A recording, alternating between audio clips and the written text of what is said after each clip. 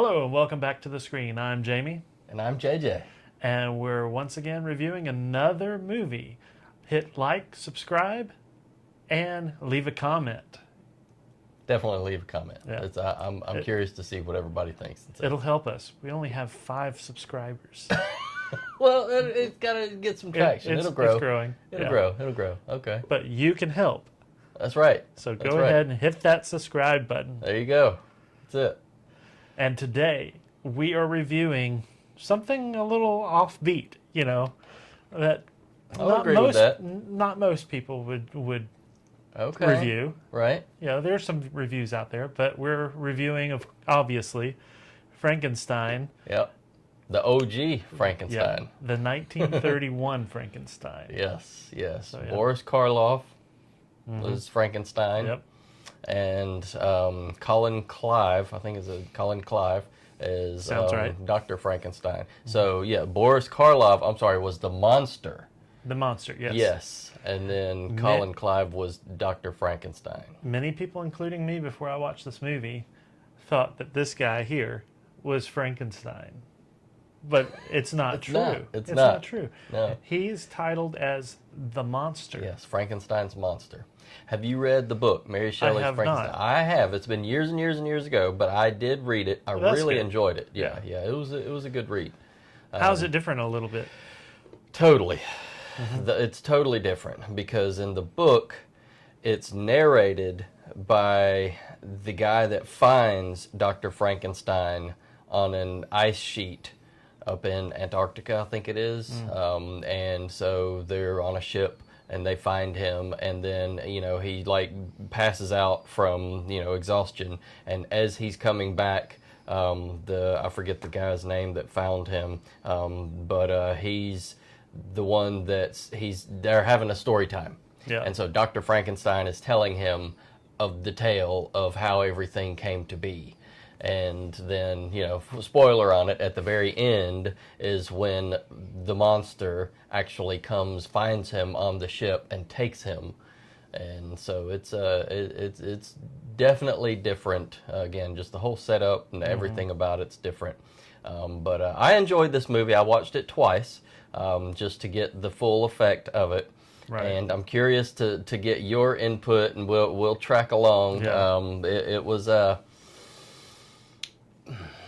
I don't want to be unkind to this movie. It has not aged extremely well. It's from 1931, and at this time of recording, it's 2025, so it's almost 100 years old. But I enjoyed it. Overall, I enjoyed it for what it was. Yeah. I enjoyed it as well. I think, with it being 1931 when they filmed this, this was probably... the start of movie making, basically. There's been movies before that. Yeah. The silent movies. But they're still getting their groundwork, laying the groundwork and trying to tell a story as best as they possibly can, right, with possible limitations of telling the story. A lot of limitations. Just as when we were growing up, there were limitations in right, telling these fantastical stories, without CGI. Right. How in the world did we live in a world without CGI? I know. Anything's possible now. Yeah. But of course, with Frankenstein, it was a different time. I like to think about it and think about how audiences reacted to this, right, because they're telling such a horror story with this, and it probably was meant to scare and, it had a to shock horrify. Factor. At the very beginning, there's a warning.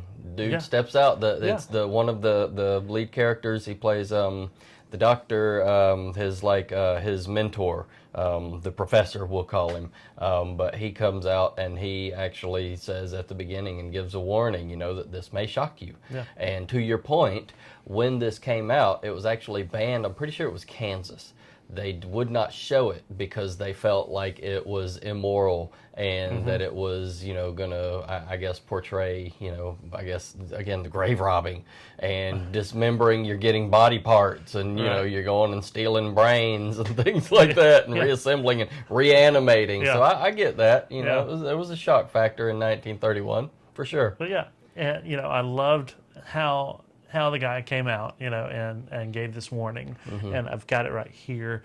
How do you do, Mr. Carl? Lamille? Sure. We'll butcher it. Whatever. Whatever feels right. Yeah. Feels it would be a little unkind to present this picture without just a friendly word of warning. Yeah. We are about to unfold the story of Frankenstein, a man of science who sought to create a man after his own image without reckoning upon God. That was another thing. It was blaspheming against God. It is one of the strangest tales ever told. It deals with the two great mysteries of creation, life and death. I think it will thrill you. It may shock you. It might even horrify you. So, if any of you feel that you do not care to subject your nerves to such a strain, now's your chance to, we warned you. Right. And I'll give you that warning for this review. Yeah, right. So, and then the movie opens and it's again, I'm just remembering it. So the opening scene is there's a body being buried. It's a funeral, and you got the gravedigger burying the body, and Dr. Frankenstein and Fritz, his assistant. And Fritz later becomes, in the mythology, Igor. Igor, okay. Yeah. Okay, makes sense. He's got the hunchback. But he's not Igor in this one. No, he's Fritz. Yes. So they are waiting and watching, and I enjoyed this movie because of its simplicity, and it also, I got tickled a few times because of the delivery and the way that the lines came through, and it was, the way he treated Fritz. Like at times he's like, "You fool, do this," and he's very condescending. Idiot. Yeah, and then like 2 seconds later he's like, "All right, buddy, throw the switch." Yeah. So anyways, so in the opening scene is when they're actually going to get the main body, and they're waiting, and then he's like, "Now's not yet." And he's like, "All right, now," and then they jump out, and then they're digging it up, and they're just throwing dirt all over the place. I mean, like frantic digging. What I enjoyed as a video person, a video production guy, is that the same backdrop for when they're outside. It's just a fabric backdrop. Yeah, you can see the lines. And you can see the lines, you can see the wrinkles and everything. And I think that's just amusing, and it gives, I liked it gives some special, feel to the movie, But it's the same backdrop. It's just they change different rock formations and styrofoam. Right. Yeah, you're talking about the same as in like throughout the movie to give the gray sky effect. Yeah. And you can see the lines coming down and the wrinkles rather. Yeah. And then let's see. Once they get the body exhumed, they're hauling it back, and then they go up under somebody that was hung. They're strung up and hung, and then he sends Fritz up there. Yeah, go up there and cut him down, Fritz. And he's like, "What? I'm not going up there." And then he's like, "Get up there." So here's a knife. And, for the first time watching it, when he was like, "I'm coming down," I was expecting him to just jump on top. Because it sounds like it. Watch out! I'm gonna fall. That would have been a good comedic moment right there. Yeah, I don't think that was the tone they were going for, though. No. It's making me laugh just thinking about it, because again, just the way it was portrayed and the way it's the whole movie's just over an hour long. Yeah. So hour and 10 minutes. Yeah, I would advise anyone, if you've got an hour to burn and you want to see a classic that so many movies have borrowed from, watch it if you can. It is worth your hour. But I thought that was amusing. Fritz climbs up there, and he's on the post where the I guess the hanging post, we'll call it that, which is of course is tragic in and of itself. Yeah. And he's got the knife, and he's just like barely touches the rope, and it breaks, and I'm like, dang, that was a sharp knife. And you see the dummy fall. Like the rope was like butter. Yeah, and then it falls, and then, you know, even after that, he's like, is it any good? After he jumps down, I'm coming. Right. Watch it. Here's the knife. I'm coming down. And then he jumps. Yeah, and then he lands beside him. Yeah. And he's like, is it any good? And he's like, no, the neck's broken. We can't use this. Throw it to the side. Yeah. So, oh my gosh. Anyways. But yeah, I mean, then Henry's fiance, Elizabeth, speaks with her friend Victor about the scientist, you know, his, you know, actions and, you know, how they need to, you know, go up She's reading the letter that he sent her, and it's all kind of cryptic writings in there. And that's another difference of this is in the book, in the original story, it's Victor Frankenstein. But in the movie, and his buddy's name is Henry. Right. But in the movie, to make him more presentable to the general public, they changed it around because they didn't think Victor Frankenstein would go over as well as Henry Frankenstein. Right. So, yeah, so the buddy in the movie became Victor, and the main character, Dr. Frankenstein, became Henry. And I was like, why bother? You know, if you're going to put the same names in the movie, why bother switching them around? That's just confusing. Anyone that's read the book's going to be like, no, that doesn't add up. Right. So, but what do I know? They didn't ask me when they made it, so. So, you know, they go up, you know, to the house, you know, to check on him. And so there's a storm raging. And so, of course. There's so much material. I could just go on about the scene. Go ahead, sorry. But, you know, Henry tells Fritz, don't let them in. Right, you know, yeah. Don't let I them can't in. be Don't let disturbed. them Don't let them in. I'll deal with it. Yeah, I'll do it. You know? And then finally they let him in. Yeah, no, it wasn't. It's like immediately. Fritz goes down there and he opens the door. He's like, we can't be disturbed. Shuts it back. Get out of here.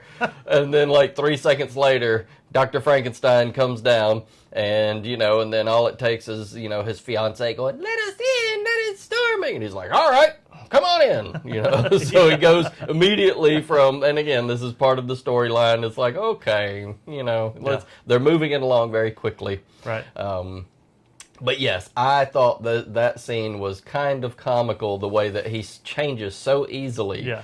He lets him in, and he's like, you can't be here. Yeah, but come on in. Come on in. Let me show you. Yeah, well, come on in. And then they come inside, and then he's telling them, you can't be here. I have experiments. You're going to disturb my experiments. You'll ruin it. You'll ruin everything. And then all it takes is his buddy Victor to go, you're crazy. And he goes, what? What? Crazy? You want to see crazy? All right, come on. You know? And he's like, so they travel upstairs. All it takes is them to call him crazy, and he's like, what? I'll show you. Yeah. So they travel upstairs, you know, and he tells them, sit down. Right. Sit He's down. very, you know, very menacing. Very menacing about that, you know. And so they finally, after to his buddy, like a to minute his or fiance, so, you know, he's pretty gentle. He's like, please sit down. Please sit down. Yes. Please yes. But down. to his buddy, he's like telling him to sit down. Sit your butt down. And anyways, yes, just that scene, the way it all unfolds is, you know, he changes his mind so fast. You know, he's like just hard, like, they're not getting in here. Yeah. And he's like, come on in. You know, he's like, you can't see my experiment. And then he's like, all right, come on up. You know? And then he's like, sit down. And then the next moment he's like, come look at this body. You know, so then they have to get up and they walk across the room, and he's, you know, it's just, oh, it's pretty great, actually. Yeah. I mean, in hindsight, thinking about it, talking about it, just the whole way it plays out, it's pretty good. It's worth it. So then they proceed with the experiment. They raise Frankenstein, the body, the monster, you know, and so raise him up, you know, and on the table, got the chains hoisted on the corners. And they've got electrical equipment. That's a part of the experiment. Is, you know, it looks like Tesla technology in there, like all the, you know, everything that Tesla. It looks like Nikola Tesla should have been involved in this laboratory. Yeah. And so they raise the body all the way up to the sky and outside.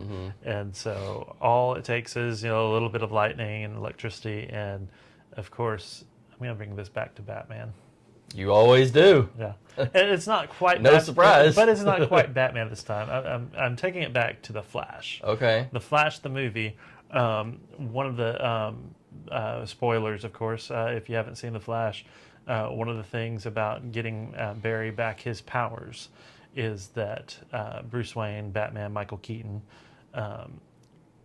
he hoists. He has the bat kite, you know, and he has all the electrical equipment there, and he's going to shock Barry to get his powers back. Draw the lightning bolt in. And so, I mean, they borrowed from Frankenstein. I'm sure of it. In the book, it never actually divulges what animates the monster because Dr. Frankenstein did not want other people to replicate. Yeah. So we just have to assume that it's lightning. Right. And they use that in here, and then every other Frankenstein version thereafter uses lightning to animate him because naturally, I mean, why wouldn't it? Yeah. Even Frankenweenie, you know, the Tim Burton movie, he uses, you know, lightning does it. So I guess that's a running theme, you know, with Frankenstein is it takes lightning and he's got the electrodes coming out of his neck right here. Yeah, yeah. So they're electrodes. So yeah, I'm sure they're bolts. I'm sure they're bolts glued to his neck. Yeah, right. But yeah, then of course, you know, here is the classic line. He's alive. It's alive. It's alive. It's alive. It's alive. Says it like 5 or 6 times. Yeah. Yes. Just to get the point across. Yeah, it's you got alive. To sit down and get. You know, it's alive. You know. Yeah. And so, and this is in that scene, in that part. There's a very controversial line that was deemed blasphemy. Yes. And he says, "This is what it feels like to be God." I believe that's what he says. Yeah, that is. So, you know, now he knows what it feels like to be God. And that was included in like the first few screenings. And then they decided it was blasphemy. So they actually edited that out and put a thunder boom over that. Oh, okay. So that was how it was for a long time. Wow. And then whenever it got re-released, they actually got more relaxed on that, and then they included the actual audio back in to where you could hear that, and they eliminated the thunderclap over that. Yeah. I mean, that's and that was the time it was, you know, that's just another reflection of how controversial this movie was when it came out. And it can still be, you know. People trying to be like God, you know, and so if you really take that, you know, for what it is, you know, based on, you know, the Bible, and so yeah, it is, you know, blasphemy. It sure is. So yes, he I guess feels like he is, you know, godlike, or you know, again, sitting up there, determining who lives, who dies, that type of thing.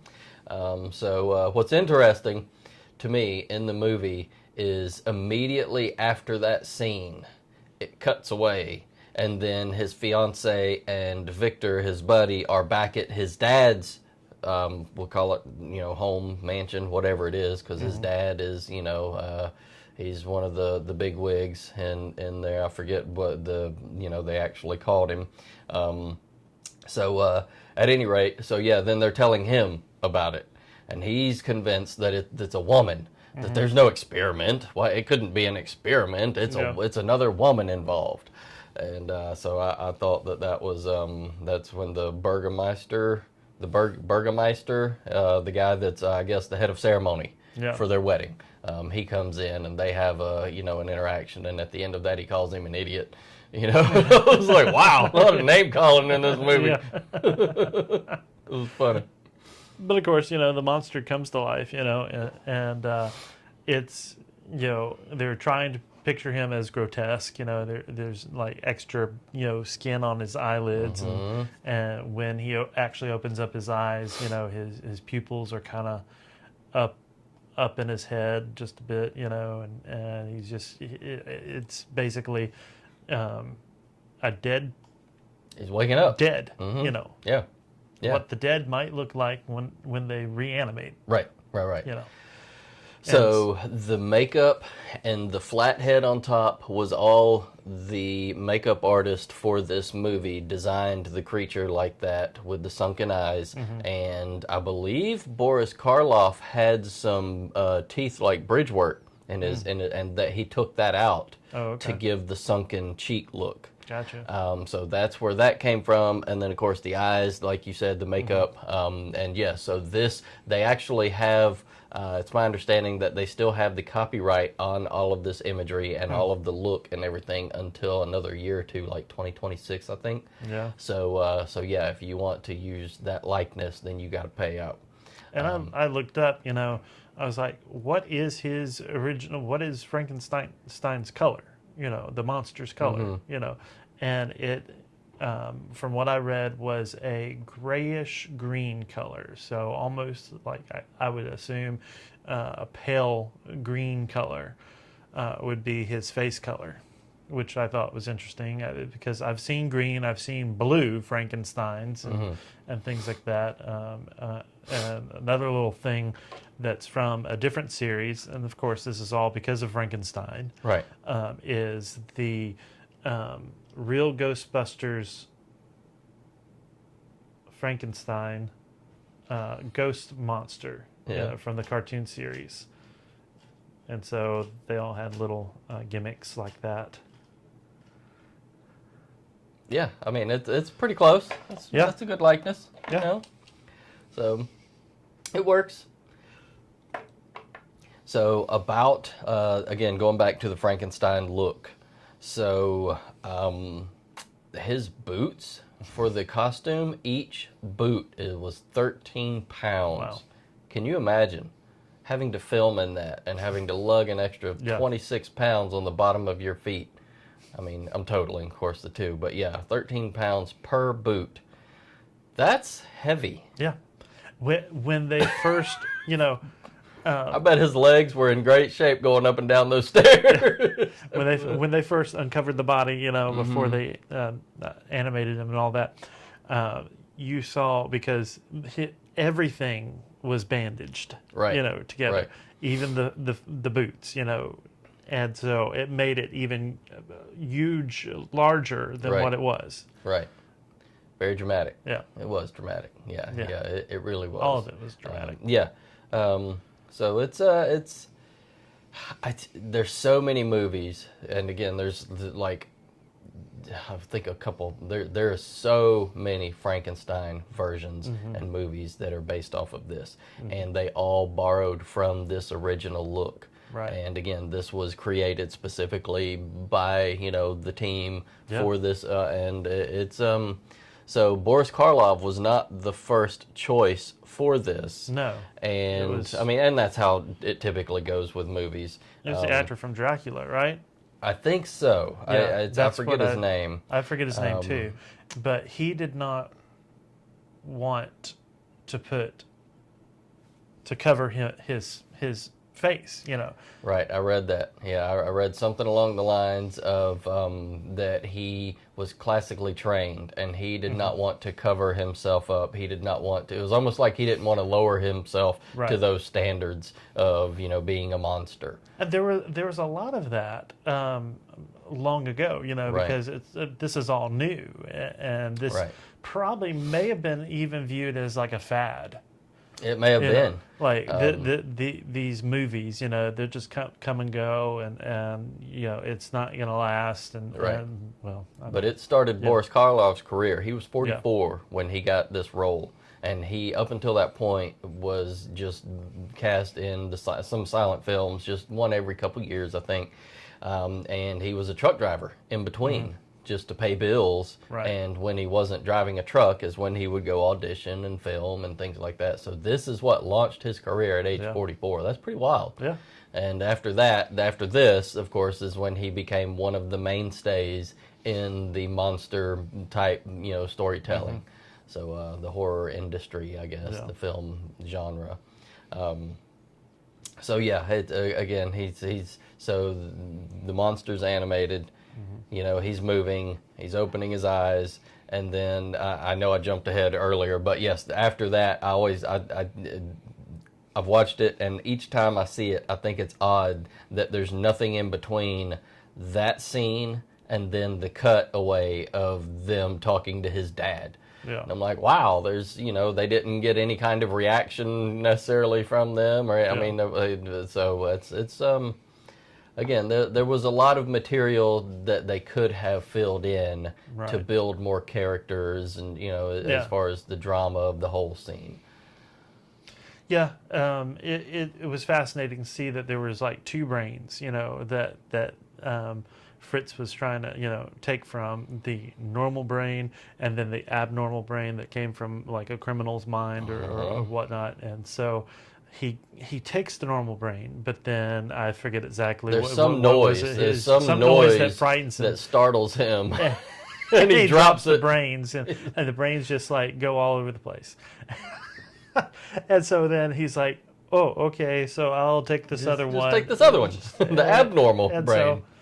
So, you see that when Frankenstein gets reanimated, or the monster, I'm going to call him Frankenstein just for simplicity. When he gets reanimated, you don't see the monster-like quality that you've come to know this creature as. He's pretty docile, and you kind of see him like obey. Yeah, and he gets him to sit down. He sits down, and then they open up the skylight, whatever, and sun touches his face, and so he goes up to grab the sunlight or whatnot, and so then he shuts it down, and then Fritz comes in With the torch. with the torch. Freaks him out. Yeah, and freaks him out, and that in turn freaks everybody else out. Right. Like, oh, he's attacking, Yeah, and then they so they panic, and they had their prejudice, against him, and so that's Yeah, they go get the rope, they tie him up. yeah, But yeah, I think that, okay, so in the little bit that they're portraying in that, I feel like there's some jealousy on Fritz's part. That he was second, now he is third in the house. Because the monster is now in second in favor, So I feel like he's like, there is some jealousy in there, and he's lashing out. yeah, And he brings the fire. He knows that it's going to aggravate him after that point. yeah. So there's other scenes, where he's got a whip after him and stuff like that. And it's like intentionally antagonizing this thing that's twice as tall as he is, because Fritz is hunched over and he's got a cane that's about this tall, and he just walks with the cane, So, yeah, he brings the fire in and scares the monster, and then he goes wild, like you said, and then he's like, get the rope! Let's get the rope! He kills Fritz, What are you talking about? When? Well, I read it, afterwards, because it was hard to follow in the movie. I never saw that part. But I never saw the part where he killed Fritz. Hanged Fritz. Okay. Okay. Well, maybe I just don't remember that part. I don't remember it either. Right. Whenever I was reading up I don't. Afterwards, they didn't specifically. If they showed it, I'm blanking on that scene. But maybe it's just understood that he did something with Fritz because Fritz was antagonizing him. Because there's a fight, and then and then it shows the monster escaping. Mm-hmm. So it's, I think that's, and of course we're skipping ahead scenes, because there's so much ground to cover with this, even though it's only an hour long movie. There was a lot that happened in an hour. There was a lot of scenes cutting back and forth. There's probably a lot that was on the chopping block too. Oh, I'm sure. Even between Victor, the buddy, and his fiance, at one point, Victor he says something along the lines of, I wish you... She says she cares for him, and he says, I'd go to the end of the earth for you. And she's like, oh, I don't want you to. And then he almost steps over the line right there. So there's a lot of different drama going on. And as far as Fritz and Frankenstein, again, there's drama between those two. And they're trying to pack a lot in.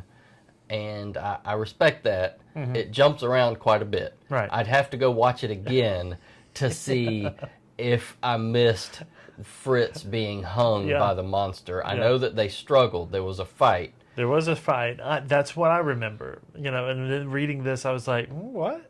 Right. Yeah. Right. So maybe this is wrong. Maybe it was just understood that that's what happened. And that, again, just with this, you've got to read between the scenes and between the lines, and there's a lot that goes on. But then, they get the monster under control, and Right. and so then later on, they bring the monster back, upstairs, and They decide that they got to end him. Yeah. They decide that they have to take him out and, like a rabid animal. So Dr. Frankenstein goes upstairs and gets the serum or needle or whatever is in there that's going to take him out, that's going to knock him out. Right. So, then they open the door because they've got him trapped down in the cellar. And then they open the door and he comes out, and then that's whenever he draws him with Dr. Frankenstein draws him out. He's got the torch, and then his mentor, the professor, I'm just going to call him the professor, Waldman. Yeah. Waldman has the needle, with the serum, and he gets him in the back, and that's whenever the monster almost kills Frankenstein, Dr. Frankenstein. So Henry. He almost kills Henry. Yeah. So at that point, again, he's starting to strangle him. Yeah. And so that's whenever whenever they get him, and then they've got him on the table up there. They drag him up because they're going to do some experiments on him. Dr. Waldman is going to cut him open, and and because he's got some notes, that he's looking at, and he's saying that they're having to inject him with more of the serum, and it's wearing off faster and faster. Yeah. So the monster's building up a tolerance to this stuff, and he's waking up sooner, and so that's I think whenever that starts to happen is when the movie shifts gears. Right. Into a different act. So. Yep. And so then, there's a wedding that's going to be taking place too, and so they just jump from one thing to the next. Yeah, there's a lot going on. And it's very extreme jumps, and so you've got to pay attention. The tone changes quickly in this movie. And so, they hear they screams and stuff or whatever or whatnot. So they are. We're in the castle again, and so Dr. Frankenstein and Waldman are up, preparing the laboratory, and they hear the screams and the fight between Fritz and the monster, I think, and then so they come down, or however it is, and then they team up, and because Fritz has the whip, and he's going after him. And so that's whenever the monster, is lashing out, and they had him chained up at one point. I think that's the scene. They have him chained up, and then Fritz is over there whipping. He's got the the whip, and he's going at his feet, trying to agitate and antagonize. And so it's there's a lot going on. Yeah. It's kind of wacky the way they got it. But then, they tell the bride, to stay in the room, while they go search or whatnot. And then Frankenstein monster, comes in the window, scares her, and it's... So yes, the monster has escaped from the castle, and now he's, because he kills Waldman, because he's down, they've sedated him. Right. He kills Waldman. And that's one thing that I thought was funny is when he's still in the castle and Dr. Waldman is about to do some incisions, and he puts his head down and he's listening, puts his head on his chest, and then he wakes up and the hand comes up and he gets the back of his neck, and as soon as he gets the back of his neck, he starts going. And I'm like, how in the world is he choking him from the back of his neck? But whatever, I get it. And then he comes around to the front, and then he starts throttling him. So and that's whenever. So he kills Waldman. I knew that part because they show it. you know, as however briefly. Right. And then the monster starts shimmying down the stairs like he's done it 1,000 times. And that's whenever he decides to escape. He opens the door to the dungeon, to the cellar area, and he's like, I'm not going back down in there. And then he goes to the front door, opens that, leaves, and then he goes to the, he's walking through the woods. Right. To the pond. To the pond where the there's little a little girl is. She's playing with flowers. Right. And so she takes him by the hand. And will you play with me or whatever, you know? The innocence. So, then that's where they show the innocence your flowers, of the monster. Here's mine, and so I can make the flowers float, you know. And so she plucks the flowers and throws it, and the flowers float, and he does his, and he runs out of flowers, and they both are out of flowers, and so he picks her up, tosses her in the water, which I thought, you know, why doesn't she just get out? She's in shallow water. But apparently, you know, it's understood that she drowned. Yes. Yeah, and it's different versions, my understanding.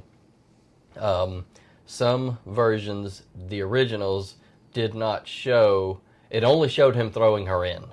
Yeah. And you had to, again, make the assumption that she didn't survive, even though it was only like 6 feet away from the shore. Right. And so, again, there's a lot to that they lead the viewer to draw these conclusions. Yeah. You know, it's like, all right, well, he throws her in. As soon as he picks her up, she goes, oh, you're hurting me, you're hurting me. And he's like, just scoops her up. Yeah, and then tosses her in the water. And I actually watched this with my daughter. And I was looked over at my daughter, and I was like, you know, if I lived this close to the water, because their house is like right there. Yeah. When he walks up, or, you know, the dad's like, all right, honey, I'm going to go do this. You stay there and play. Their house is like 20 feet from this pond. Mm-hmm. And I'm like, you know, you would probably know how to swim if you're that old. True. So I did, again, a little more research on it, and apparently the actress, she had only had a few swimming lessons up until this point. So she wasn't that comfortable in water. So it wasn't hard for her to fake this. Yeah. And they did 2 scenes of it, and they didn't really get what they wanted. And so she said, the little actress, I'll do a 3rd scene if you give me, you know what I want. And the director was like, okay, well, what do you want? And her favorite snack was boiled eggs. So she said, I'd like a dozen boiled eggs. Oh. And that was their deal, was she would do a 3rd scene where she got thrown in for a dozen boiled eggs. So they did it. They got the scene they wanted, and he gave her 2 dozen boiled eggs for it. All right, man. Anyways, yeah. Yeah. So, again, simpler times. Yeah. So, I want boiled eggs. Yeah, it was her favorite snack, apparently. So she got him. Okay. And so he throws her in, and it just shows him. It doesn't show her because you see his back.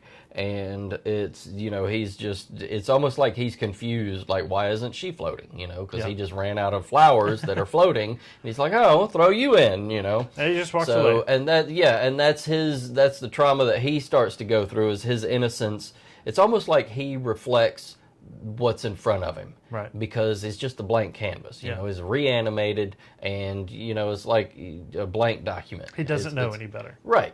Right. Yeah. You gotta put in to teach. Yeah. And so he doesn't know any better. He gives feedback based off what he gets. Yeah. And so she gives him innocence, so he gives her back innocence, and he's gentle and kind. Yeah. And so until he throws her in, and, you know, then she drowns, and then he runs, and that's whenever they're preparing for the wedding. Yeah. In the town. Yeah. And that's whenever he comes, and he starts making noise. They're in the house, and they hear him, and they're like, the monster's in the house! And so they run upstairs, and he's not there, and then they hear him make his noise again, and then they run downstairs to the cellar, and he's not there either, and that's whenever he's made his way in the window, and I'm like, dang, he knows how to get around houses and towns and everything. This dude's pretty smart. Well, he has that criminal brain too. Yeah, he does. So there must be He's some got that criminal brain to break into houses. Whatever, you know. Yeah. So yeah. Yeah, he just finds that open window and he's like, boop, I'm in. Yeah. And there was a stool strategically placed under that window for him. You know, it was just a little step stool about this tall, just tall enough so that he doesn't stumble on his way in. And I thought, well, that was nice of them, you know, to leave that stool there for Frankenstein, for the monster. For the monster,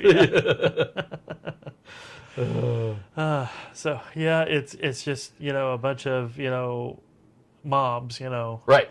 and you see this also in Beauty and the Beast. Disney's Beauty and the Beast. It's basically the same scene. They're after the Beast. Right. With the torches and with the weapons and all that, and so yeah, and then they come over to what looks to me like a windmill. Right. Right. So as far as the mob goes, when I was watching it, I thought, dang, they're loud. And of course, as mobs go, they're always chanting or something like that. And I thought, I guess that's the stereotypical mob type. And I'm wondering if, again, their mob in their movie was the origin of all of these other mobs that follow in all of these other genres and movies. Right. And, you would think that there might be a couple people saying something, but no, it's like everybody is chanting and ranting. And I'm like, what are they saying? You can't hear anything. Kill the Beast. Yeah, right. So it's something like that. But yeah, by the time they gather themselves and become a mob, it's dark. Mm-hmm. So then they've got the dogs, the hounds chasing after him, and he's up in the hills, in the rocks and jumping around and hiding, and so there was pitchforks, they split up. Always pitchforks. Yeah, they split up into 3 groups. Yeah, and one of them went there was some boats involved. And they were going across the water and around the lake, and then they were up in the mountains, and then And Scooby-Doo follows this too, Let's split up, gang. Yeah, right. Yeah, it was good. Let's find the creature. Let's find the monster. Let's put a stop to it, And it's always something we don't understand, and so one of the things that I saw when viewing this was like the monster didn't know any better. Right. And again, the innocence factor. Yeah, people were after him. You don't know right from wrong at that point. They saw something else in him. And yet, what was the monster thinking? What was he thinking? Was he having any of his thoughts really is his own? Was he just like, as you were saying, reflecting back? Kindness or whatever, meanness. And, you give what you get. Yeah. And so I guess he could be, moral of the story, a mirror, Absolutely. of us, Absolutely. And what we could be, And so, yeah, I mean, I looked up a little bit of, the moral, morals of the story, and about the unchecked scientific ambition of the whole thing, and playing God, Right. And so how doing those things could create disaster, could create harm. Absolutely. And so playing God, and creating a life form from dead tissue and from things that you shouldn't deal with, Right. basically. Right. And so there's a lot of morality, and a lot of people watching. Maybe it may be on both sides of the fence, of whether this is acceptable or not, or whatever, But it still begs the question, should we do stuff like this, Right. And we're genetics and things Right. like that. Just of because today. you can do something does not mean you should do it, right? Along those lines. Cloning or whatever, Right. and other things. Should we deal with that or should we just leave that alone? Right. And so, I mean, there's a lot of psychological stuff in this as well. Oh, for sure. Yeah. Yeah.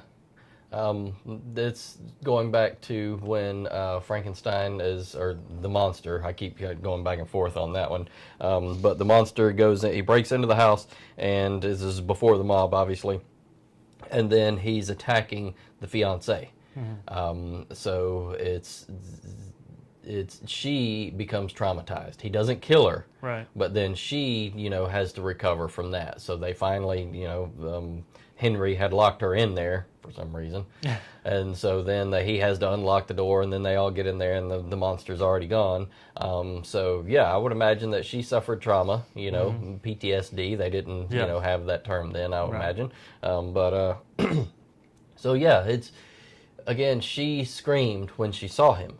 Right. Had she welcomed him, and because she was shocked to see him, so she reacted poorly and screamed because, of course, it's a giant monster, with flat head and bolts coming out of your neck and everything. She knew odd what color it was. skin. Right. So had she reacted differently and welcomed him and been gentle, she probably would have gotten that from him. Yeah.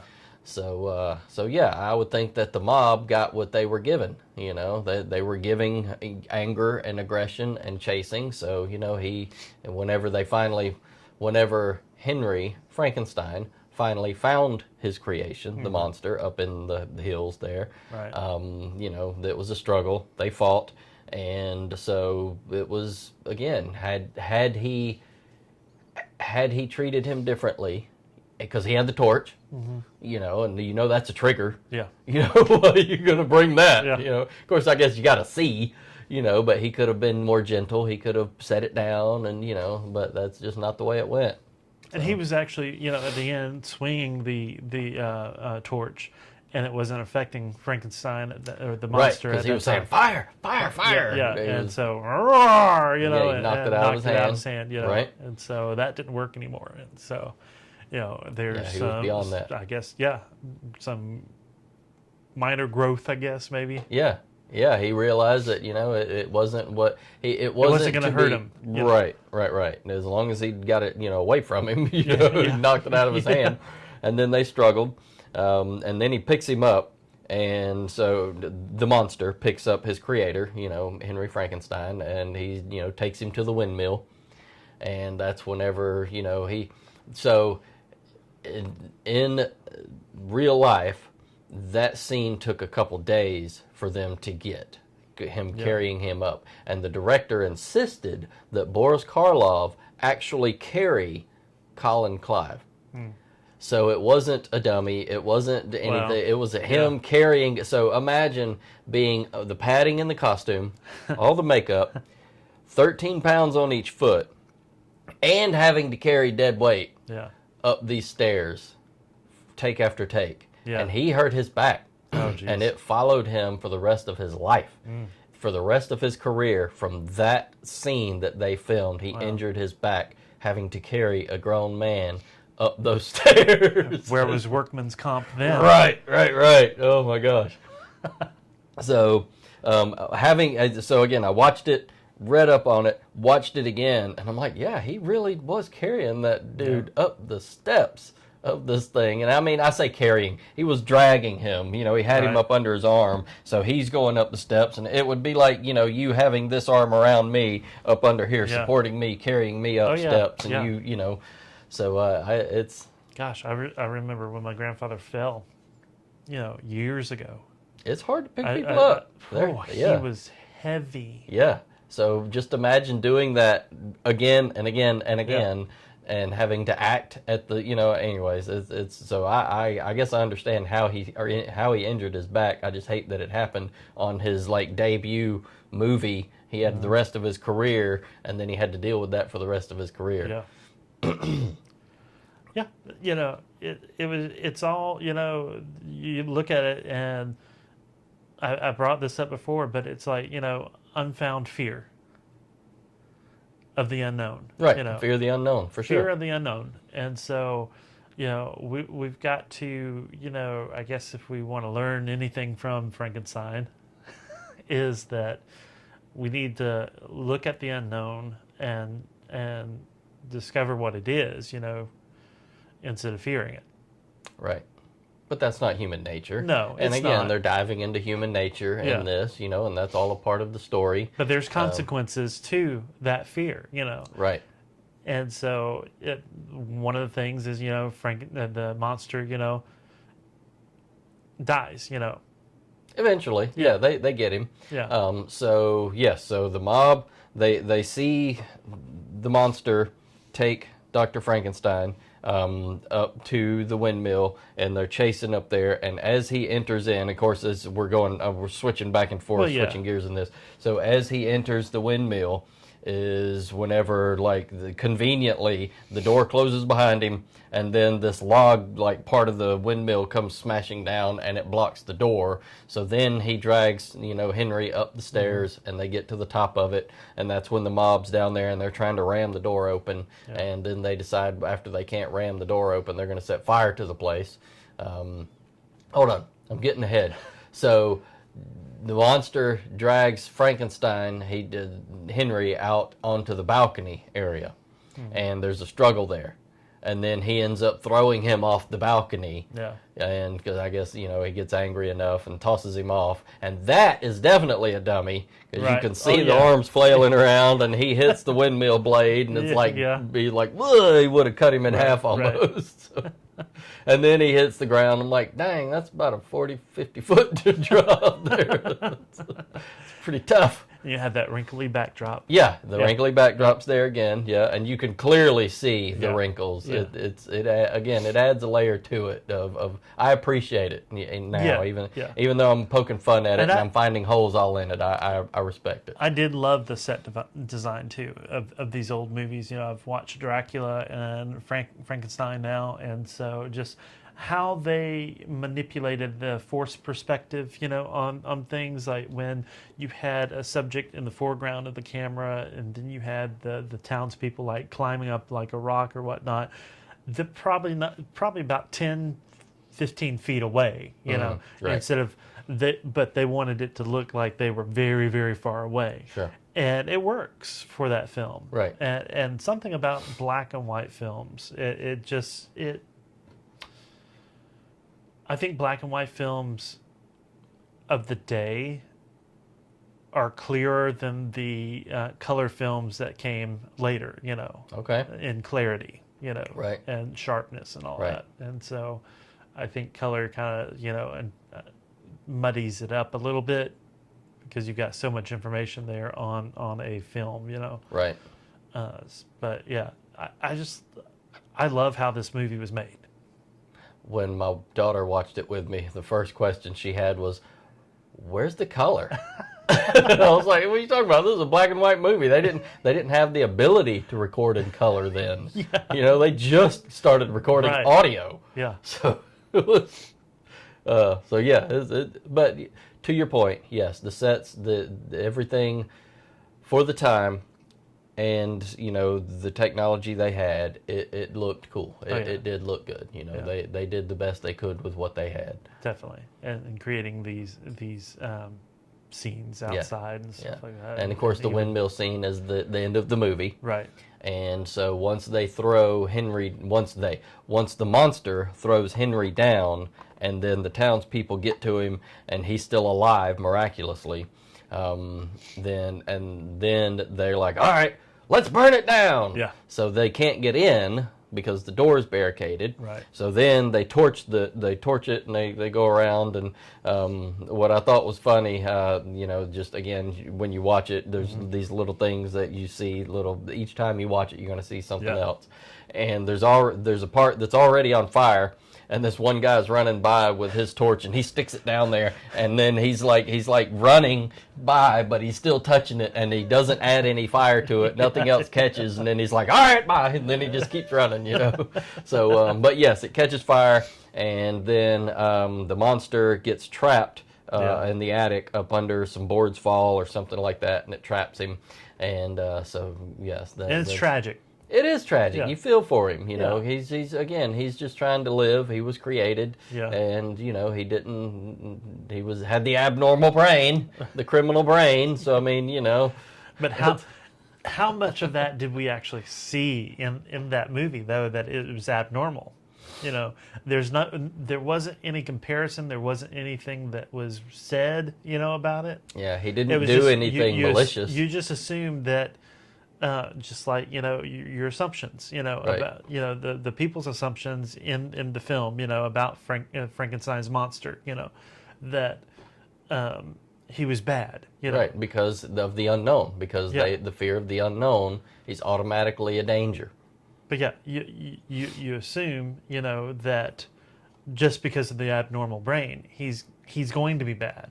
Right. And that, again, it's going back to, what is normal? What is abnormal? Right. Just because someone, is desperate and, commits a crime, does that mean that they're, that they're normal or abnormal? So, I mean, out of desperation, if you're hungry, you're going to steal a loaf of bread or an apple. Right. I mean, does that make you, a criminal? Or so, anyways, it's all, and again, it goes back to the questions of, morality and humanity. What is normal? What is abnormal? And it's a testament to, the monster being the clean slate and the blank canvas. Right. He doesn't know any different. So he doesn't know that he's got an abnormal brain. It's just he's just alive. He's existing, and he's doing the best he can with the environment that he's given, which is this creepy castle. Yeah, I mean, it's always out a in the creepy middle, castle. Out on the middle of a hill, so isolated. A creepy castle plus a thunderstorm, and there you have a true monster movie. That is it. So, interestingly enough, this movie was the first movie to use the castle thunder sound.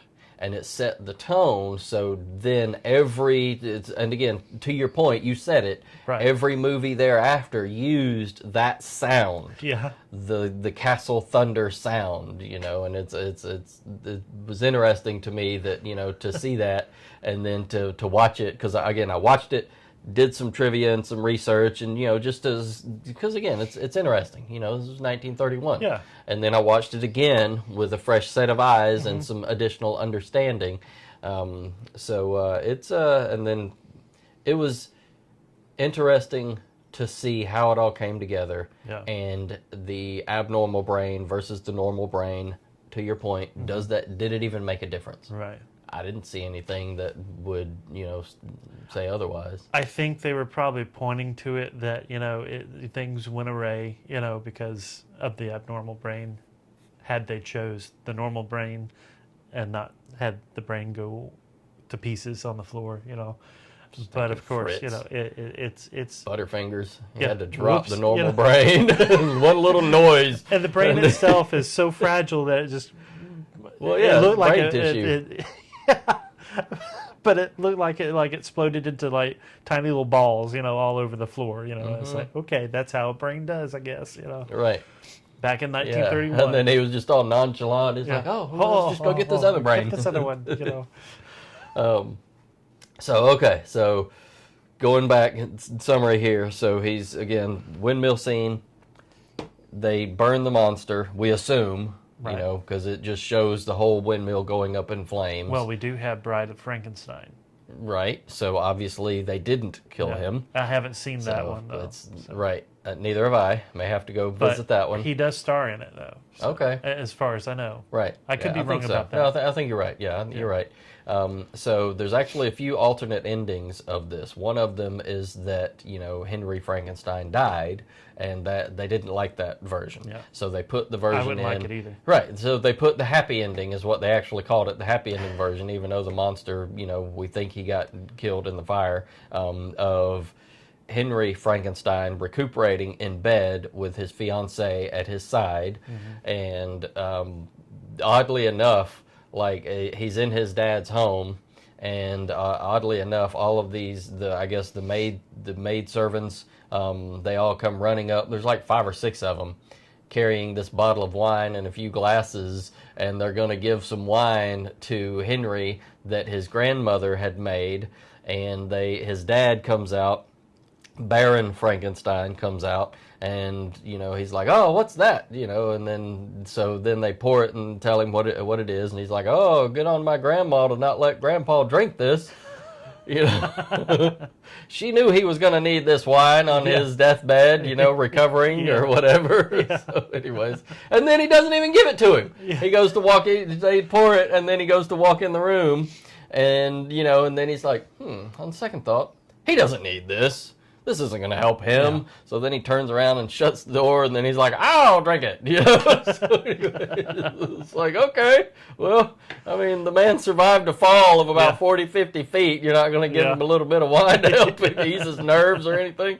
So, So yeah. A lot of funny moments that's not supposed to be funny. Right, but it is, and, you know. well, again, the aging of it and just Yeah, how the it played age, out. yeah. Back then probably was just a nightmare. You know, Right. a horror flick Oh, like yeah, we would I'm view sure a it horror shocked flick, people, you yeah. know, today that was taken seriously. And This not, was a huge commercial success. Oh, yeah. This made money for Yeah. Universal, for sure. Of course. And we'd have all the other monster movies and the lore that, you know, what are you going to dress up as as Frankenstein for Halloween or Dracula or the Mummy or Right. you know, not so Right. much today, but, you know, that's where For generations, you know, some yeah. of these, you know, Halloween costumes came from, and you know it Sure. inspires story writing Sure. for years and years to come, and even today. Yeah, there's And- actually a new Frankenstein that's going to There come out, is, yeah. Guillermo del Toro's version, Yeah. and it's coming out soon. Yeah. It's going to come out in theaters in a couple weeks, and then it's going to release on Netflix a few weeks after that, I believe. So we may have to review that too. I mean, we'll see. Yeah. It's definitely going to be a darker tone. It's Yeah. going to be typical, you know, his style. Right. So I don't know how much of his work you've seen, but he's got a style for Yeah. sure. Just like I guess just like every good director does. Well, it'll give a good review then. We'll see. We'll see if it's worthy Yeah. of a review. How True. about that? So I mean, not every film, not every movie is going to qualify. So All right. Well, we're gonna go to our rating system now. okay, All right. So I think I'm gonna give it 3.5 batarangs. okay, And that's only because it's an older film. And I was going to give it a little bit better rating, only because I do like the classic older films. But then they don't tell the story quite as clear back then. It's just a hodgepodge of stuff. And it just goes from one scene to a very opposite scene. And it can be hard to follow. right. I would agree with that. I'm changing my rating system. I'm still going to use a scale of 10. So I again, you got your 5. I'm going to use my 10. All right. So I'm changing it. One of my all-time favorite shows is King of the Hill. Yes, I love adult cartoons, and the main character on there that I just is like one of my favorites is Dale Gribble. And in every episode, there's a yep. They're standing in the alley and they yep. So I'm going to use some yeps. I am going to give it 7 out of 10 yeps. Because All right. and kind of the reasoning is kind of the same. Is because there was a lot more development that could have been done on the characters. There was the way they did some things didn't make a lot of sense. Mm-hmm. The reason, I mean, again, going back to the scene where the professor, he's about to dissect, you know, and like just go in and dig in and see what makes the monster tick, and he just puts his head on his chest, Right. and he's just listening, and I'm like, what in the world is he doing? You got 4 or 5 scalpels right there that you just got ready to go, Right. and you go, now you're going to put there, you know? Yeah, right. So anyways, yes, I agree with you. There was some things that did not make sense, enough that it kind of irked me a little bit. Some of the lines, the delivery from the actors was just, it was like you could tell that they were just waiting their turn to deliver their line. Right. It was, you know, one would say their line, and then Is it my turn? Yeah, and then immediately, like a split second later, they're responding, and I'm like, you know, that's pretty darn. You would give it a second. Just give it an extra second of pause there, and then say your line. You know, the dramatic pause there's something to be said about that. So yeah, I agree with you it was great for its time. There's no movie that's perfect. Right. So I'm sticking with my 7 out of 10. I'm sticking with my scale of 10, and I'm switching to yeps. It's been web slings, but I'm switching to yeps. So Dramatic, all right. Dramatic pause. Yeah, right. Exactly. That's what it needs. yeah. So I recommend that everyone watch this movie Of course. at least once. And It doesn't have to be your favorite film, but you know, it's good fun. It is. Yeah. And you'll see a lot of other movies in it. You know, because I'm sure most movie lovers have watched a lot of movies, and you've inevitably seen at least one version of Frankenstein. So you'll be able to pick it up, and you'll be able to say, okay, well, that's where they got that from, and that's why they did this. And again, the Castle Thunder, this was the first movie that had that. And then every movie thereafter used that. Scooby-Doo, where are you? Mm-hmm. The creepy castle. Yep, absolutely. With absolutely. the bats. With the bats, of course. There were no bats in this movie. Bats. Probably Dracula, though. Yeah, is where they get the bats, you know. Oh, yeah, I'm sure. Anyhow. Yep. I enjoyed it. I loved this. Yeah, it was the love iconic this background. Right. So it's and it's to wrap up here. Mm-hmm. So one of the posters, like one of the few posters that has made it for this, there's a version of it, and it's like one of only a handful in existence, and it is in a private collection, and it's valued at like $600,000. Wow. For one poster. That is insane to me.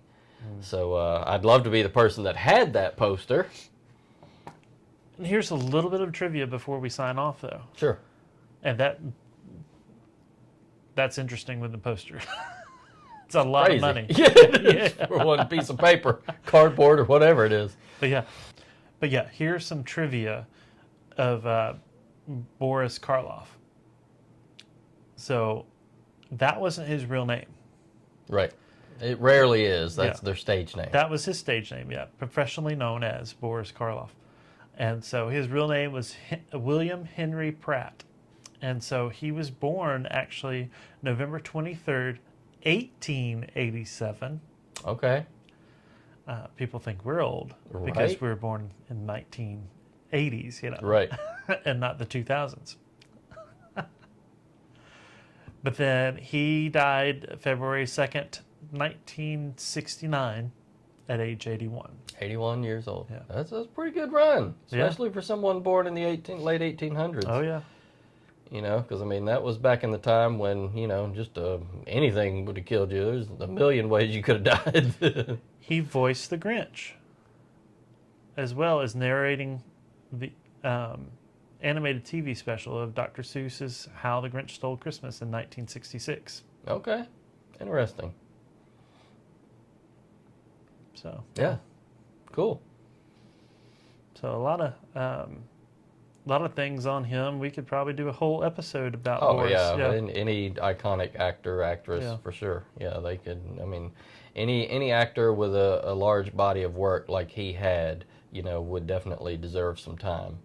So, yeah. But yeah, I agree. But yeah. This has been another great movie review. Yeah, I had fun. Yeah. I like the movie. I've watched it twice. Yeah, I only watched it once. Yeah. Okay, well, I would recommend giving it a second pass. Yeah. Again, it's only an hour and 10 minutes. It was over like that, you know, whenever I watched it the other day. Yeah. But yeah. And so. Yep.